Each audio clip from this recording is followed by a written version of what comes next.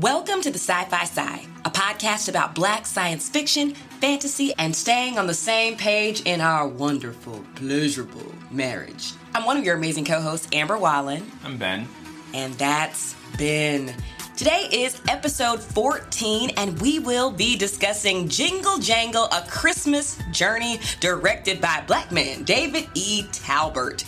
And what a spectacular.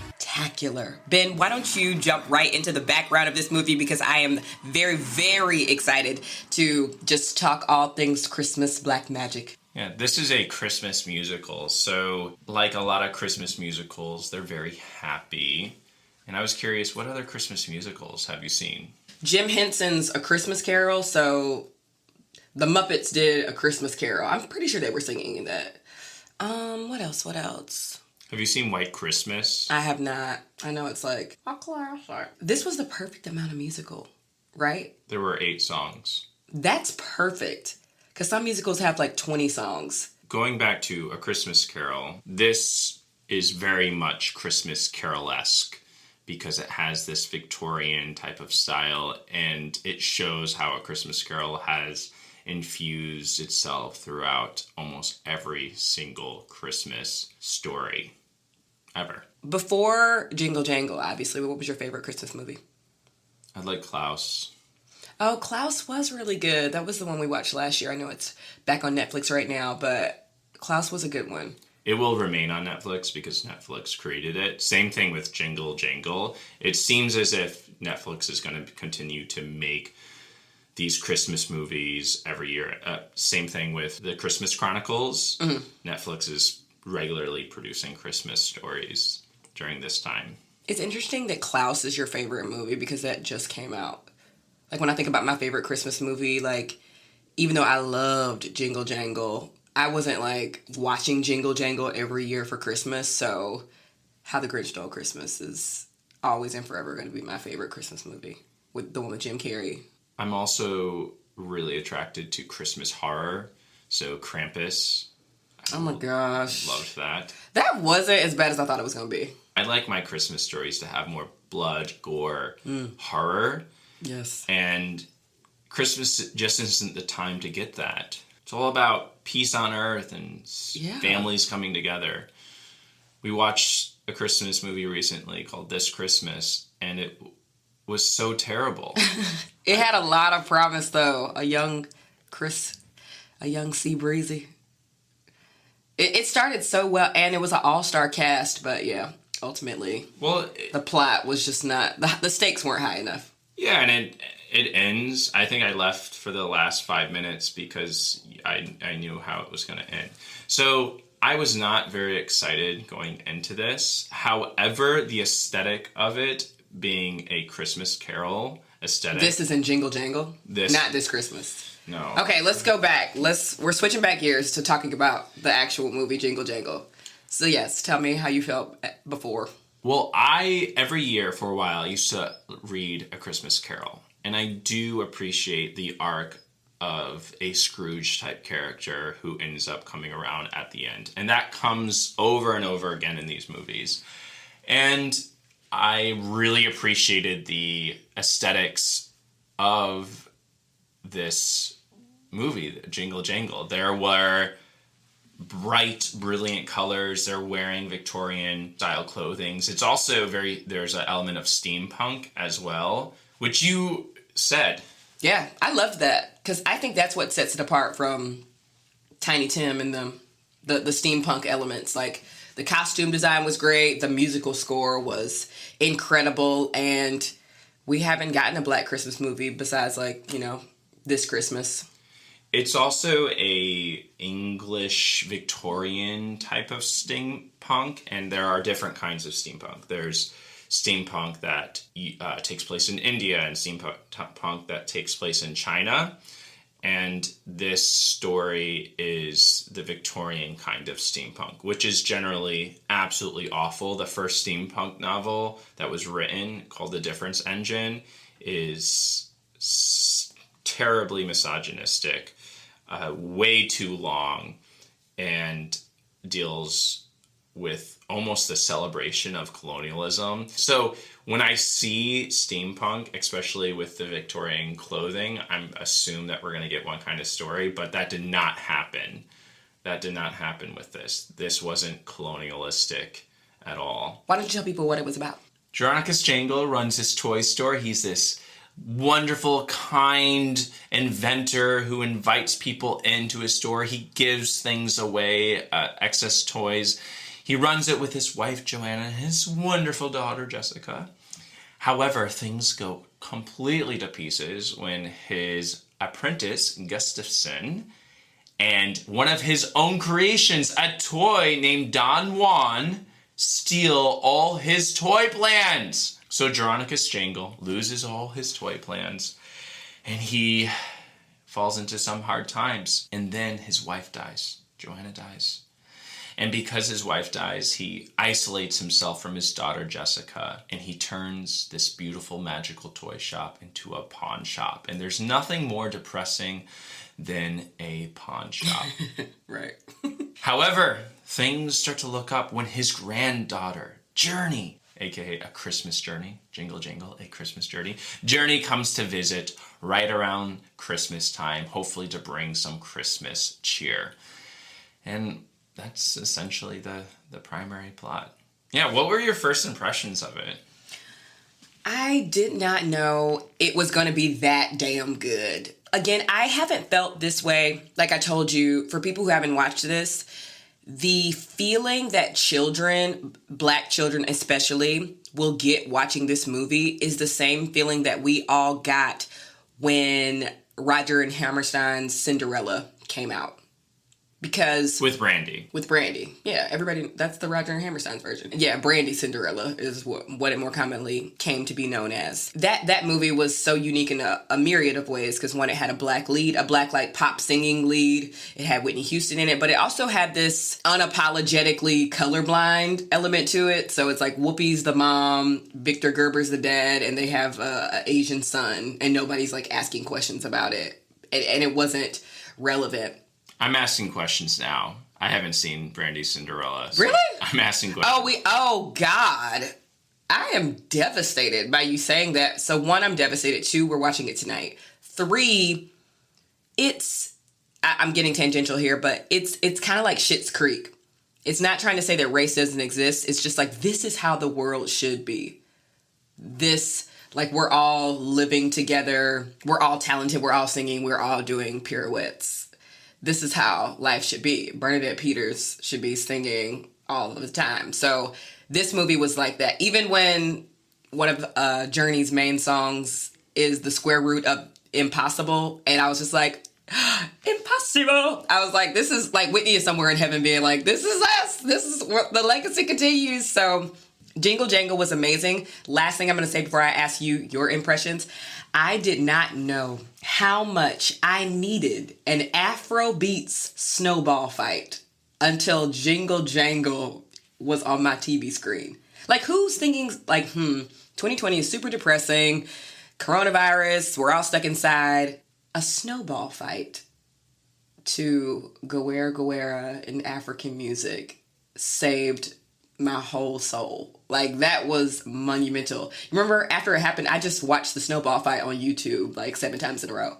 So yeah, it gave me complete life. We're watching Cinderella Brandy tonight. God, I'm ashamed of you. What did you think of Jingle Jangle? I don't like musicals. Like is not even the right word. I despise them. Okay.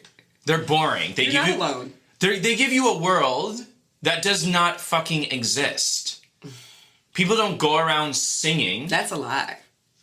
First of all, they don't go around singing in a normal, like, relationship, social building context. So if I had something important to say to you, I don't go and sing it to you.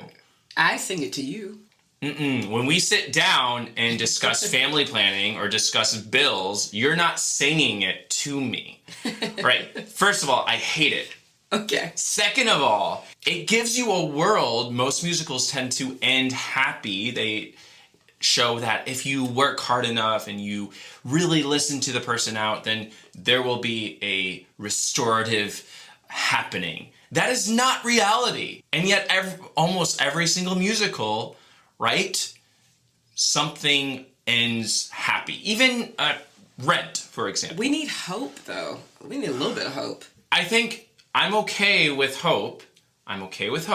However, if every single musical is following this beat, then you're getting into this repetition compulsion, and you're not really saying something unique or powerful. So I'll say all that. It sounds like you're arguing that the first Black Christmas musical should have been sad and depressing.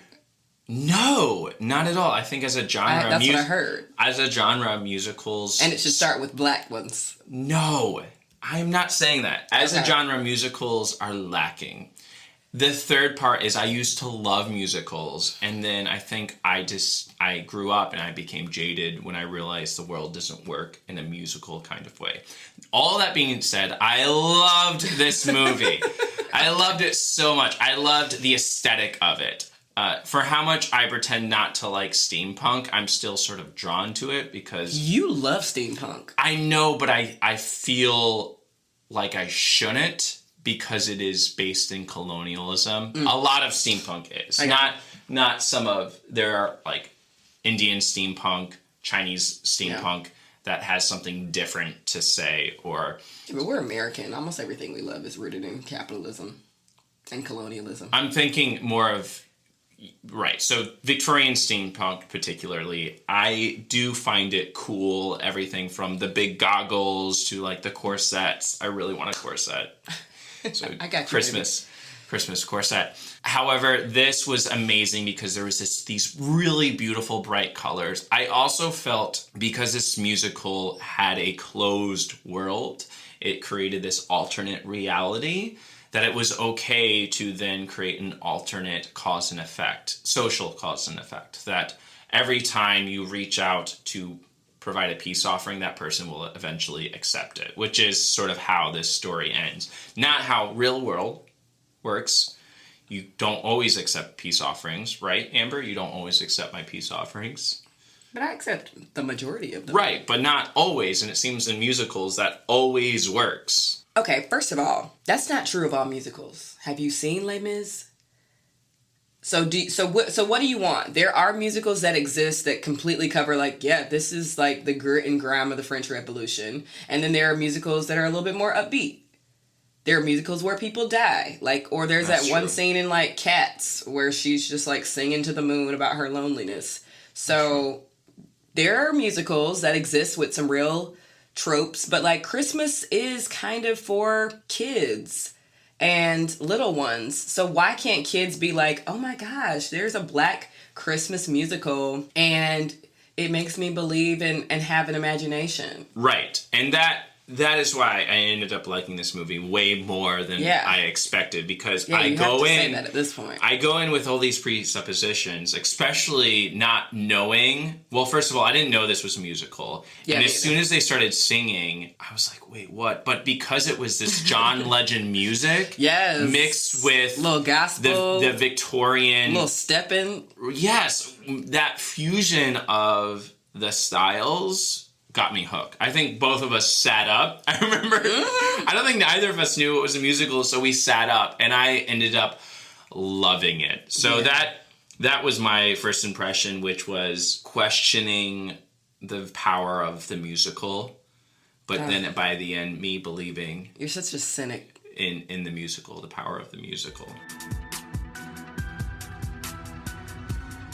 Let's go through some of the characters and their dynamics. So we have our inventor, Geronicus, who as a young Geronicus is played by Justin Cornwell, who is so dynamic and so wonderful. I haven't seen him before. I'm sure he's a big name in Broadway, but No, he's not. He played in Training Day, the TV series. Really? Yeah, and he was on Shakespeare Chicago for 5 years. Oh my gosh. That was his thing.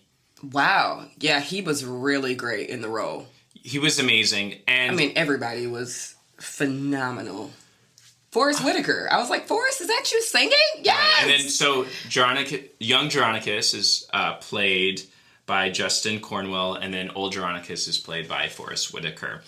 And that translation of young Geronicus having his toy plans stolen, to losing his wife, turning into old grumpy Forrest Whitaker. So happy, Ben. Right. So That touched like that touched my buttons because I felt that, was real. Mm-hmm. However, I knew that things were going to be all right. So there we have Geronicus. Then we have Gustafson, played by the wonderful Keegan-Michael Key. What did you think about him? I mean, I hate him, obviously. Why? Keegan-Michael Key did a great job in the role. Because you don't steal people's things that are letting you stay in their home. But he does have a pretty strong motivation.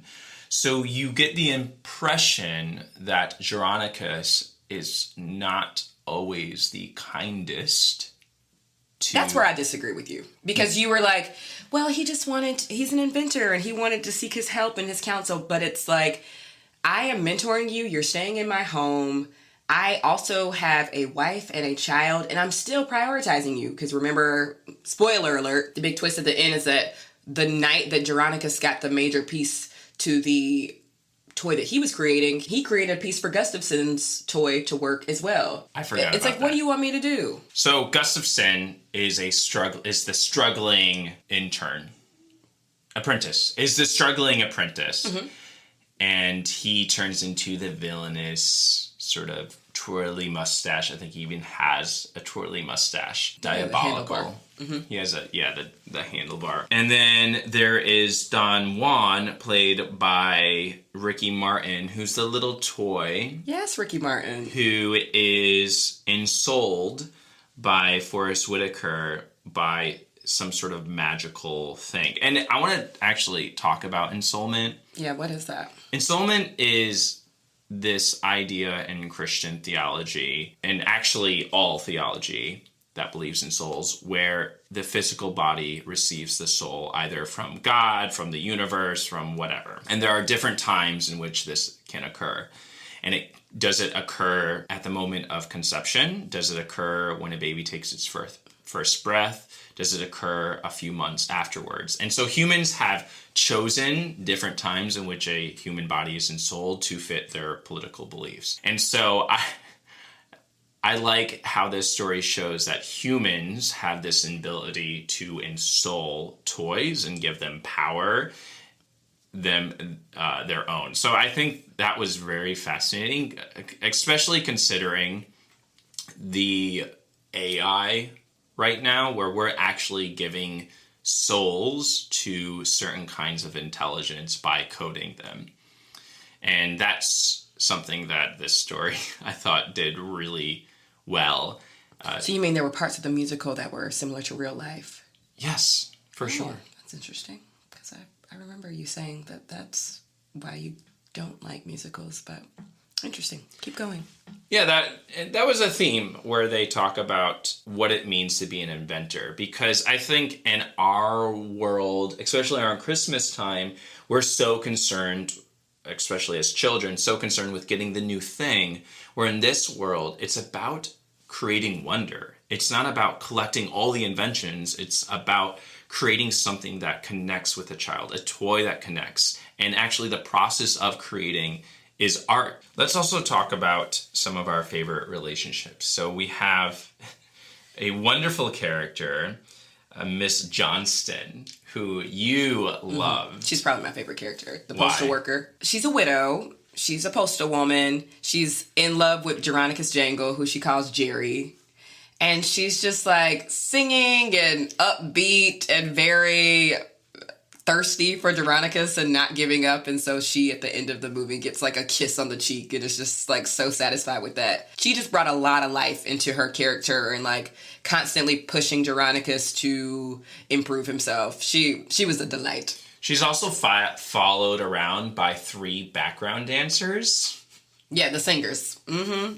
That part of the movie made me realize that this movie is a floor to high ceiling kind of movie. So it's both for children who are on the floor and then adults who are on the ceiling. So it connects in that way. And throughout their relationship between old Geronicus Forrest Whitaker and Miss Johnston, played by Lisa Davina Phillip, is very mature, and there's this sexual tension that the adults would pick up on. Also, as Miss Johnston is walking around singing, Forrest Whitaker is making these comments, breaking the fourth wall, essentially, saying things like, oh, there's background dancers? Oh, they sing too? And so a child would probably not pick up on that breaking of the fourth wall, but adults would. So I felt like that relationship was for the adults, which was super, super fantastic.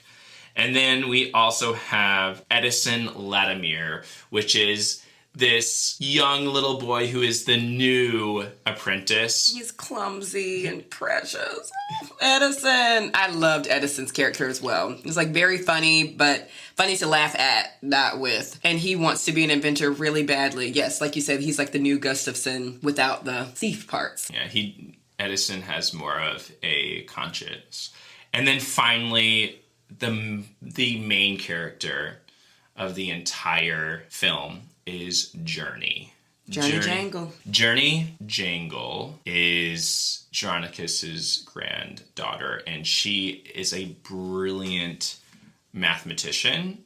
And when we're first introduced to her, she is singing about how she prefers to be alone, prefers to measure and create and not go outside, and how that sometimes is a lonely experience. So she is essentially a genius, and throughout the entire movie, Journey does mathematics in her head, and we get to see the mathematics. They have this cinematography element where there are swirling blue lights, and it's absolutely just wonderful. What do you think about Journey? I mean, she's so talented. She's a great dancer, great actor, phenomenal singer, and I just cried looking at Journey because, so when her hair is amazing, I remember when she first hit the screen, you were like, look at this little Janelle Monáe. She's so cute. She's so Afro-futuristic with her hair, but steampunk with her clothes. And I'm so happy that kids today have a Journey Jangle, because that was our, like I said, our Cinderella Brandy. And I just remember how pivotal that role was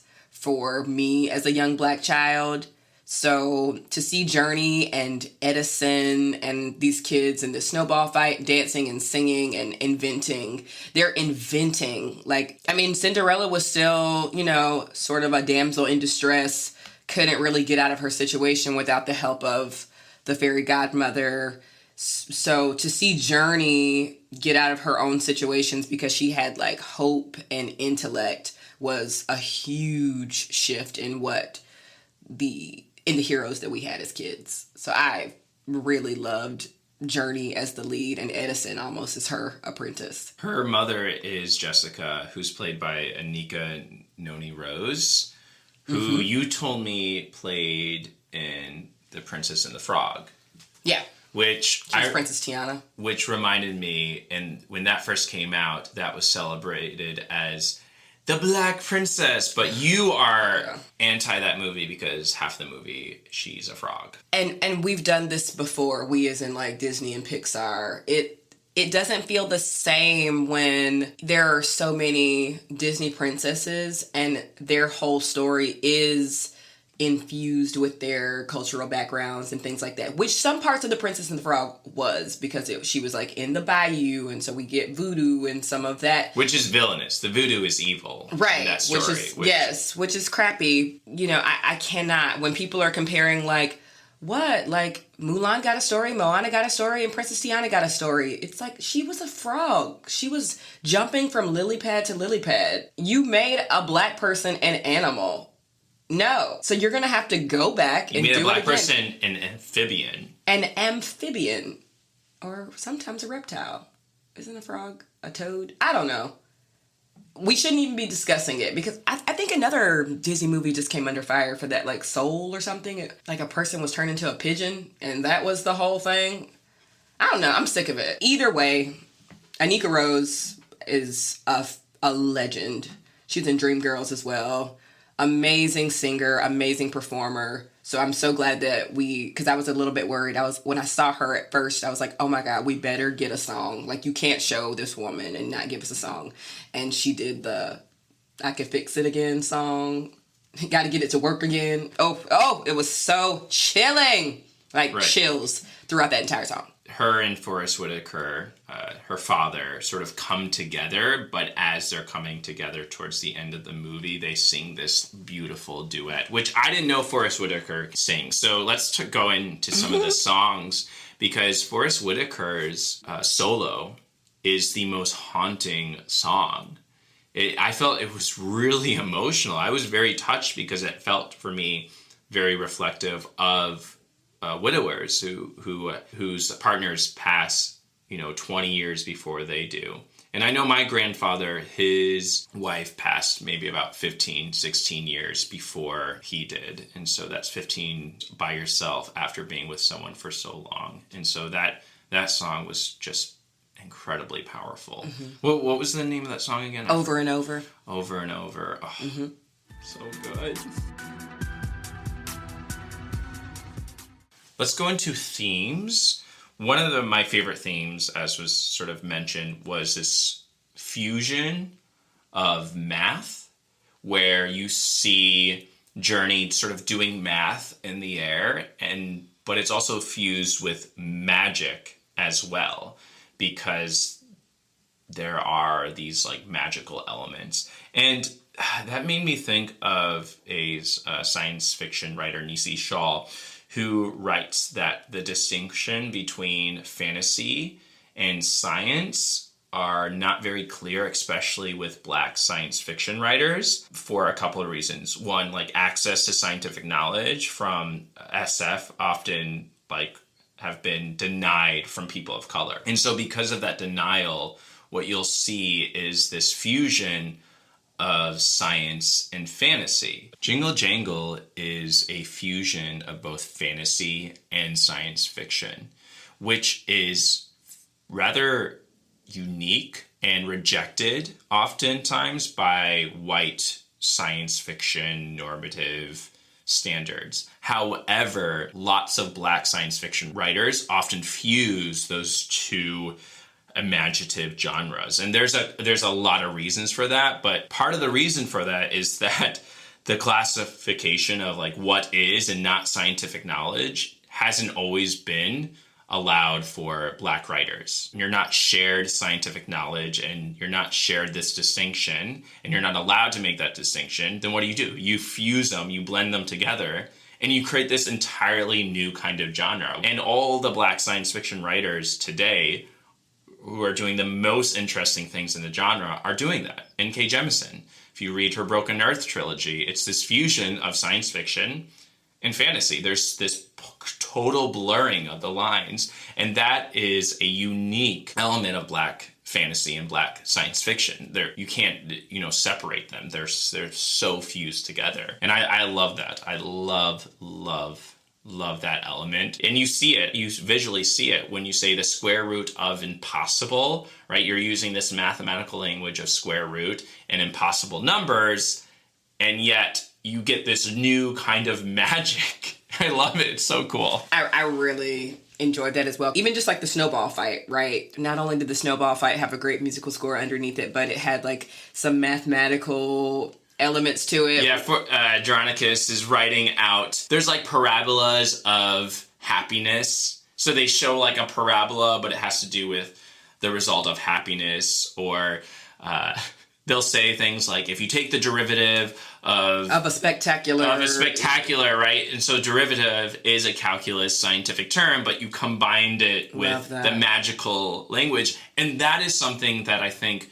white science fiction writers are not compelled to do, because they've been shown and given this distinct education of the distinction between fantasy, science fiction. But because that type of education has been denied, Black folk in America, then what do? You fuse it. And that's what you sort of get with Jingle Jangle. You get results of this. Science fiction as a genre, for me, and reasons why I've probably stayed away prior to us being together, it operates under that assumption that there's like one truth when there are multiple truths. I remember watching Star Trek with you one time, and I was like, what are they talking about? You're like, oh, it's just space babble. And I remember techno babble. Techno babble. And I was like, But they're trying so hard to be like so accurate with this space babble that they're actually like losing techno babble. Yeah. You're doing it now. It's like there can be no other name or word for it. I actually like space babble. We should start saying space babble. But it's the same thing. The techno babble, but you need both sometimes, right? It's like when they bring in a real linguist to help form the language in Lord of the Rings and in Game of Thrones and things like that. As an audience member, I'm like, I genuinely don't understand what you're talking about, and now I'm checked out because you needed this to be so accurate to real, which is what you like about it. Like, we'll watch space movies and you'll be like, this is so authentic to what it would be like to step onto Mars. And I'm like, yeah, but is it entertaining? Oh, The Expanse. Yes. Is it entertaining and informative, or is it just trying to see, like, look how much research we did? It's when we watched freaking Bohemian Rhapsody. It's like, but we did shot for shot Freddie Mercury's, like, AIDS concert. It's like, yeah, but was it entertaining? Was it magical and true to who Freddie Mercury was? No, it was just, let's replicate the actual concert so that people won't clock us for being inauthentic. Whereas Rocket Man was like, this is Elton John's story. Let's make it magical and fantastical and have elements and infusions. And that is what I feel like Black stories do a lot of the time. It's like, we also want to entertain and make it accurate to math, but magical and exciting, and let kids know that it's okay to have an imagination and it's okay to change and veer from the status quo. Which is why Star Trek just never like hit it for me, because it was trying always to be like, this is exactly how a spaceship would run, and this is exactly how people would talk on, what is it, Enterprise or whatever. If you're going to be that exact with things, that means my black ass wouldn't be up there. Star Trek doesn't try to be super scientific. I think other shows like The Expanse does. They try to be very scientific. However, I think what you might be picking up on is that you don't like not knowing something in a science fiction show. And because science fiction often does use its own technobabble, even steampunk uses its own kind of language, and you have to read maybe 2-3 books to understand that repetitive language because they're inventing their own language. And I think oftentimes what happens with like marginalized groups or oppressed groups is that if they don't know something, that doesn't mean they have an ability to learn. It means that they are fenced out of something. So if you don't know something, you're pushed away. Where if I don't know something, I feel invited in to then go gain that knowledge. Mm-hmm. Where if you don't know something, you feel isolated, and you are actually isolated because you don't know something. Mm-hmm. Where I feel very free to be like, oh, I don't know that, tell me. Like, let me make this an opportunity to learn. Mm-hmm. Whereas I look at something being like, oh, I don't know what they're talking about. Like, this isn't for me. Right, because there's this element of trauma where you've been pushed away because you don't know something. Mm-hmm. Where I feel inclined to reach out to things that I don't know because I feel as if the whole world is mine. Yep. However, because of that trauma, I think what happens is that going back to this fusion of genres of science fiction and fantasy, because of this trauma of being isolated, then you're like, okay, well, I'll just pick and choose and create this new genre. And there's this term you brought up Star Trek, and Star Trek Discovery Season 3, they bring up this term called post-traumatic growth. And the understanding of post-traumatic growth is that there's positive psychological change that could occur after a result of trauma, right? And yeah, welcome to like the Black experience. Exactly. And this actually goes into that, right? You have Jeronicus Jangle, who has the trauma of losing his wife, isolating his daughter, losing his apprentice, and his apprentice stealing all his plans.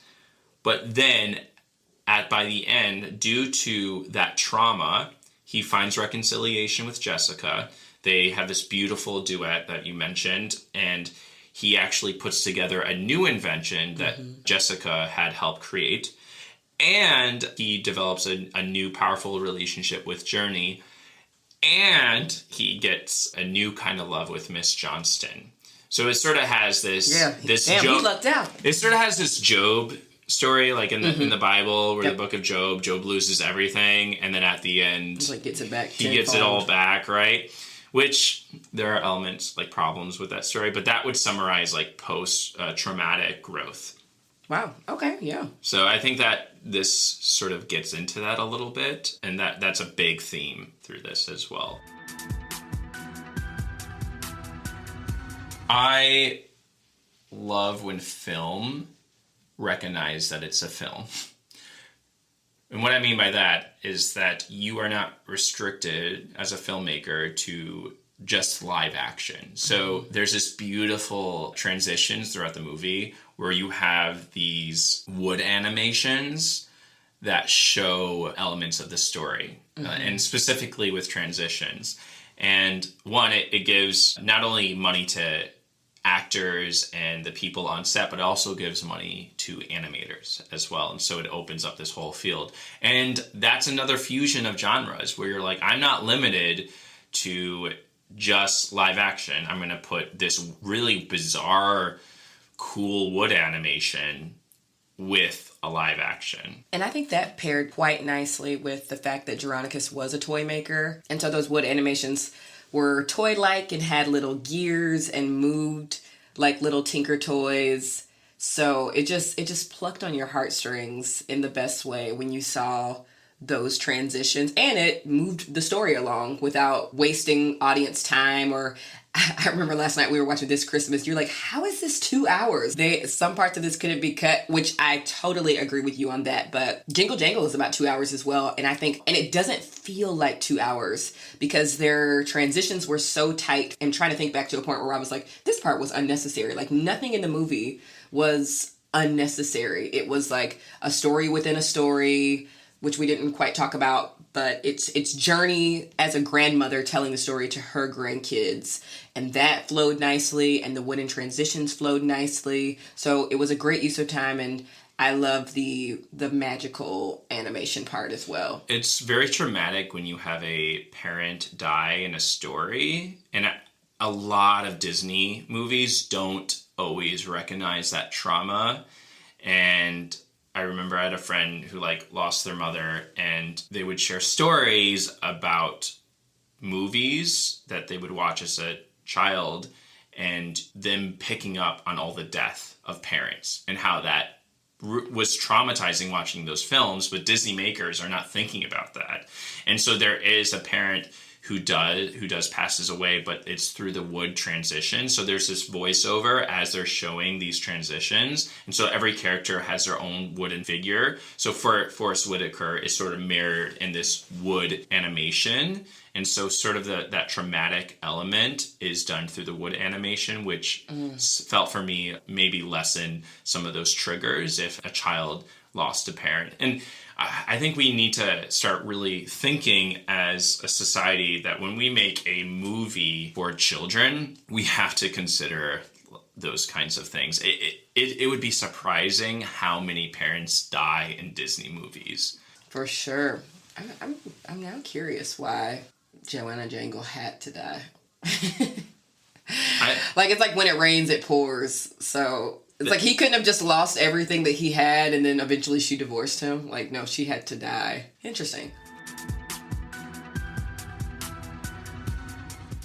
That's an excellent segue into the size. Let's get into the size with Jingle Jangle. It was phenomenal, but, we critique everything that we love. So Don Juan doll is the invention of Jeronicus Jangle at the beginning of the movie. And this is going to be the toy that changes the world. And he ensouls the toy with some sort of magic that is never explained. So that was a minor plot device that annoyed me. But the bigger part was that his toy is this Spanish matador that is a complete stereotype. Yeah. And it's I can see a child being like, great, the Latino community ruins everything. Yeah. No, that's not the point. I don't know if it would go that far, but it seemed weird that all the characters in this story were black and the toy that they would make is a Spanish matador. Yeah. It just didn't seem to fit. Right. like a toy soldier that, I don't know, playing on some Christmassy things, or like the Nutcracker going... But then that's militaristic, and we want to get away from, like, celebrating instruments of war. Maybe we should think about what toy would have been made that went a little haywire. It could have been any occupation. It could have not been a human. It could have been something else, like a boat. But they made Buddy in the end, so... Oh, yeah. You already made a robot. They did make a robot at the end, who's, like, the good toy. But what really got me, the worst part... was at the end of the movie, Don Juan is euthanized. He is euthanized and then reprogrammed. Yeah, that really hurt your feelings. It did. And I hate this idea that when we create humans, when they create some sort of artificial intelligence, in this story, Don Juan is an artificial intelligence he's created. And if that artificial intelligence doesn't run the way we expect, we just shut it down. It makes me think of Facebook a couple of years ago made these bots, these like chatter bots where you ask questions to, and these two like bots started communicating with each other in a language that the programmers didn't understand. And so Bob and Alice are communicating, they understand each other and actually get a result. These two robots, okay. Bots, but because the programmers could not understand their language, they euthanize the AI. They shut down the AI because the AI is not responding in the way that they expected. And that sort of terrifies me because further down the road, if we just shut down programs, intelligent programs that don't fit our understanding, yeah. Is that murder? But there's possible danger in recognizing I invented something. Like, do you feel the same way about when we recall products that have been created that ultimately are unsafe for the public? Like, when you recall something, aren't you taking it back and reprogramming it? And well, when you recall an intelligence, essentially, Jingle Jangle, there's an element of the Frankenstein story. He creates this character who turns out to be a monster, doesn't fit his understanding. Jarnicus Jangle creates the monster. Jarnicus Jangle is Frankenstein. And Don Juan is Frankenstein's monster. And at the end, Frankenstein, in that story, goes and kills the monster. Or fights off the monster. And that, for me, is just a dangerous road. And because Jingle Jangle just accepts the fact that, oh, it's okay to shut down an intelligence and reprogram it. Would you have felt better if he took Don Juan and added another ingredient that was a bit more kind? Because Don Juan low-key ruined this man's life. Like, he encouraged Gustafson to steal his plans. But Don Juan wanted to be one of a kind. Which is the reason why he almost lost his... Sorry, Don Juan wanted to be one of a kind, which was his motivation for stealing the plans, because he didn't want, 1,000 Don Juans, all him. And how human is that? How human is that for us to want our individuality and want our autonomy? Yes, but when some humans are, like, complete narcissists, should they go unchecked? Because it's like, well, that person is not acting the way I want them to, so just let them go, kill lots of people. It's like, well, that can't work either. Yeah, but Don Juan wasn't violent. He was just a thief. But his theft resulted in years of turmoil for the Jangle family. But also, once Jangle got his specific part that he needed for Don Juan, he starts giving away all his toys. He's like, you can take everything. Yeah, because she was excited. I mean, it's like when you get a paycheck and you're like, all right, y'all, drinks on me. Yeah, that's foolishness. Yeah, but that has nothing to do with Don Juan. You're trying to, like, deflect. I think we... I see what you're saying. I don't think he should have just been shut off. But I think he says that he's going to reprogram, which is therapy and providing counseling a form of reprogramming. It is a legitimate question, right?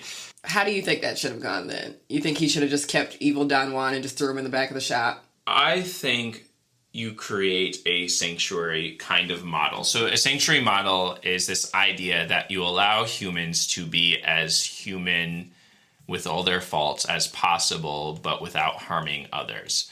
So Don Juan wants to be an individual, so you allow him to be an individual. So you make an agreement with Don Juan saying, I will not mass-produce the Don Juan doll. And they find that reconciliation. Then why did Gustafson continue creating other toys with Don Juan, like coercing him to do that? Yeah, that's another side, is that Gustafson was so willing to betray Jeronicus Jangle, and he's convinced almost immediately by Don Juan, even though Gustafson's first interaction with Don Juan is Don Juan insulting Gustafson, tells him that he stinks and that he's a terrible inventor. And then Gustafson allows himself to be coerced into stealing the book. That was a major plot hole. Maybe you're victim blaming, because Don Juan is the perpetrator. Is manipulative and abusive. For sure. And Gustafson ends up getting arrested by the police, which is also doesn't seem fair because he was the one manipulated. Well, I hear you. So in your perfect world, Don Juan would have been arrested and treated like a human, and Gustafson would have found humility and been Jeronicus' apprentice again. Right. I think, and they tease that a little bit, where Jeronicus Jangle goes up to Gustafson and says, I would have showed you everything if you just listened and waited. And sort of at the end of the film, like, everything goes But Don Juan needed some consequences. He did. Sure. But you just think turning him off was not. No, that's not the appropriate response. And that's what humans do. Like, we turn off humans if that human is a mass murderer and doesn't fit our standard. And should we be killing mass murderers? I don't think so. I think there are sanctuary models, which is you can still let a mass murderer be a mass murderer without killing people. And that requires a certain level of creativity, whether it's creating a virtual world. I mean, these are things that the science fiction community deeply thinks about. For sure. That's a whole long conversation. The other thing that I loved this movie, but finally the last thing, is that Jeronicus was such an asshole to Journey when Journey first meets Jeronicus. And I don't know if that was necessarily a sigh, because Forrest Whitaker just played the grumpy, old, jaded man so well. Quite a curmudgeon. And I think his translation or his growth is believable due to Journey's support. Journey Journey's so precious. Is so awesome. Journey is amazing. I think that was strong. However, it made me feel more sympathetic for Gustafson, because the way Jeronicus is acting as an older man, even though he's jaded and he's about to lose his toy store, all this stuff, also he abandons his daughter, Jessica. And I don't think that kind of person immediately switches to that kind of person. I think there was an element of assholeness that we see before Jeronicus loses everything, and that assholeness is directed toward Gustafson, because Jeronicus goes out and celebrates with his family and doesn't help Gustafson when Gustafson is asking for help, and doesn't invite him out for dinner as well. So I think he brings him dinner upstairs. He does bring him dinner upstairs. My God. How much is Jeronicus supposed to do for Gustafson? I don't know. Well, that's sort of the problem, is that apprenticeships during this time of Victorian England, which is the steampunk, they even call him an apprentice, were very abusive and very violent. And the apprentice had no But he wasn't autonomy. doing him like Bob Cratchit Scrooge. No, he was wasn't. just like, can I just have 2 seconds to dine with my family? I'm going to bring you a plate up here in a minute. I wish they showed a little bit more of that, so then Gustafson would have had more of a motivation to betray Jeronicus. Yeah, that's true. Maybe Gustafson turned so quickly, and it felt very sharp. If Jeronicus was more of a cocky but kind inventor, which they teased that a little bit, I think they could have done more of that, because Gustafson doesn't have the skills that Jeronicus has, and Jeronicus is a fucking genius. Yeah, he has a natural ability. Yeah, he has a pile of inventions. He's a brilliant mathematician, and those kinds of people tend to be a little bit prideful, and which they have a right to be, because they're really good, but it still makes them sort of an asshole. And I wish they did a little bit more of that. But I think overall, I love this. This conversation got real crazy for a second, but I loved it. It's very rewatchable. The songs are so good. John Legend was, I think, one of the producers. Did some of the songs as well. Usher's on the track. Also, the choreography was very black and beautiful, and Alvin Ailey and this sounds like Step a warp Africa. Up. This is our warp yes. up. This is a great warp up. This is a great warp up. In conclusion,